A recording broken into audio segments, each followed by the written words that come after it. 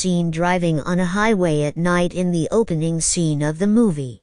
Jimmy Conway, Tommy DeVito, and Henry Hill are all in the vehicle. When Henry hears a loud thumping sound, Jimmy and Tommy are sound sleeping. Henry is trying to identify the noise when he suddenly knows they had to stop and look in the trunk. We observe a battered man wrapped in multiple bloodied tablecloths when they open it. Tommy stabs him repeatedly with a kitchen knife in a fit of rage. And Jimmy shoots him 4 times with a pistol. As Henry slams the trunk lid shut, we hear him exclaim in a voiceover, "As far as I can remember, being a gangster was my dream job." We now travel in time a few decades to discover what led up to this moment. In his working class, mostly Italian neighborhood of East New York, Brooklyn, young Henry Hill idolizes the criminals of the Lucchese crime family in the 1950s and leaves school in 1955 to work with them. The neighborhood mafia boss Paulie Cicero, who was modeled after real-life Lucchese gangster Paul Vario, and Paulie's close friend Jimmy Conway, De Niro, who was modeled after Jimmy Burke, aid in the development of Henry's criminal career. Henry is partnered with the young Tommy, and the two sell boxes of cigarettes that Jimmy has given them to nearby industrial workers, a crossing guard, and several police officers. 2 detectives arrive as Henry is selling them and seize the cargo and the money, detaining Henry in the process. To tell Paulie's brother Tuddy, Tommy slips away. When Henry appears in court, he receives a smack on the wrist. Jimmy assures him he did well despite being pinched and rewards him handsomely for his quiet, referring to it as a graduation gift. The 2 most crucial elements in their field of business were revealed to the police by Henry while he withheld identities from them. Always keep your lips shut and never badmouth your buddies. Henry is welcomed enthusiastically by the rest of the group. As adults, Henry and Tommy plan with Conway to steal a significant portion of the enormous amount of goods that is transported through John F. Kennedy International Airport. They assist in the theft of nearly $500,000 from the Air France cargo port during a significant crime. Henry gains Paulie's confidence further as a result of the theft by giving him a substantial portion of the loot. The fact that Henry is half Irish, however, makes him aware that he will never fully integrate into the criminal family and become a made man. Jimmy Conway, who is Irish as well, cannot either. Henry's buddies develop a growing level of risk-taking and danger over time.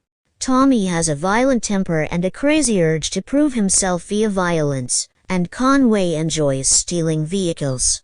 At one point, he humiliates a defenseless young waiter named Spider by forcing him to dance like the Oklahoma, before shooting him in the foot. A few nights later, when Tommy, who is highly inebriated, challenges Spider for dominance, Tommy, encouraged by Jimmy, pulls his gun. Spider is instantaneously killed when Spider is shot in the chest with his pistol. Jimmy is upset with Tommy for shooting Spider, but Tommy shows no remorse and coldly inquires about where he can get a shovel to bury the body. Additionally, Henry meets and falls in love with Karen, a no-nonsense young Jewish lady. They frequently visit the Copacabana Club, and the site of a famous continuous Steadicam shot.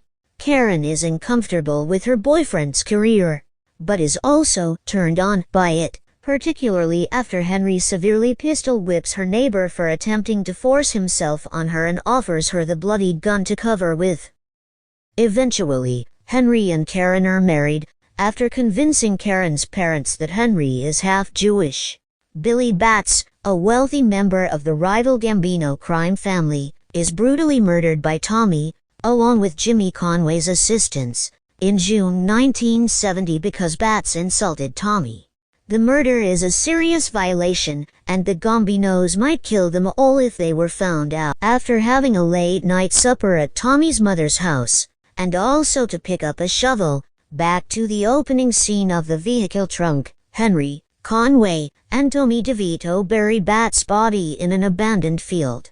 6 months later, they learn that the property has been sold, and they are compelled to exhume transfer, and rebury the horribly decayed body, a procedure that makes Henry violently ill and Tommy and Jimmy see of as just another ordinary work. When Karen finds that Henry has Janice Rossi as a lover, Henry's marriage suffers.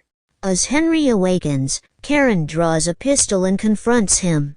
After she puts down the pistol, Henry grabs her and yells that he already has enough on his mind without having to worry about waking up with a gun in his face.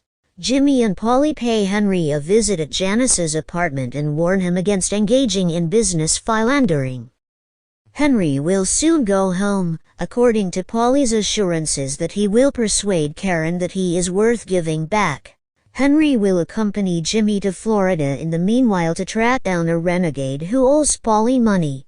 After assaulting and hanging a broke gambler from Florida over a lion enclosure at the Lowry Park Zoo in Tampa, Henry and Jimmy are apprehended and given a 4-year jail sentence because the victim's sister worked as a typist for the FBI. When Henry returns to his family, he has a successful drug connection in Pittsburgh. There, Henry trades narcotics to the other convicts to support himself and his family. Polly advises Henry to stay away from the drug trade because mob leaders risk receiving severe jail sentences if their guys are caught smuggling drugs. Despite Polly's directive, Henry involves Tommy and Jimmy, along with Karen and his new lover. Sandy participated in a sophisticated cocaine smuggling scheme. A record $6 million off-screen theft from the Lufthansa cargo terminal at JFK Airport is planned and successfully carried out around the same time, in December 1978, by Jimmy Conway and his friends. Soon after the crime, Jimmy starts ordering their assassination as some of his friends carelessly flaunt their loot in broad sight, perhaps drawing the notice of the police. Worse still, the Lucchese family's senior members coldly murder Tommy in the hood in vengeance for Billy Bat's passing and his irresponsible actions after vowing to accept him as a made man into the family. Henry and Jimmy in particular are shocked by the murder despite everyone expecting them to just accept it and go on. In a lengthy, virtuoso scene titled Sunday, May 11, 1980, all the different strands of Henry's convoluted mafia career come together. He must plan a significant cocaine delivery, deliver a small cache of pistols to Jimmy, who won't take them off Henry's hands, prepare a substantial meal for his family, appease his mistress Sandy, who processes the cocaine he sells, contend with his naive baby. Henry is compelled to take Lois home so she may collect her lucky hat since she won't fly without it. Police detain Henry and Lois as he reverses out of his driveway. The cops bring in tons of coke-covered equipment from Sandy's flat after Henry, Lois, and Sandy are taken into custody. Karen destroys all the cocaine that was concealed in the house and convinces her mother to use their house as security for bail money before bailing free her husband. When Karen says she destroyed the $60,000 in coke Henry had been about to ship when he was caught, the pair sobs together, leaving Henry and his family ruined. Polly and the other gang members turn their backs on Henry after his arrest. Polly reprimands Henry for lying about his drug peddling as they see one another for the last time. After giving him a few $1,000, Polly pulls away from him. When Karen meets with Jimmy, she informs him that Henry has calmed down and that he hasn't been divulging any significant information about Jimmy or his fellow gang members. Before Karen departs, Jimmy invites her to view at some stolen gowns at one of his storefronts.